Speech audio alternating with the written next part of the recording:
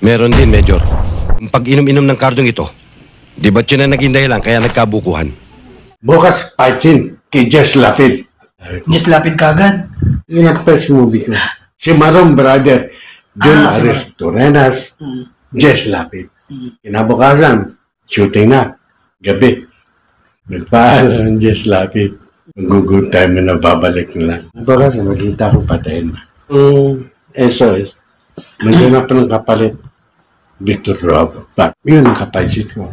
Ibig sabihin po, nung ginagawa niyo yung si Maron na yun, doon siya tinira? Yes. Yung panahon na yun? Yes. Yun na nakasipot eh.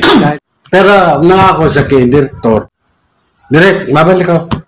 Kasi doon sa pelikula na ginampanan nung anak niya, Just Lapid Jr. niya, parang ang sabi niya doon, tawagin mo yung barkada. Sino tinutukoy niyang Sila barkada? Pakito. Tumawag ka sa corner.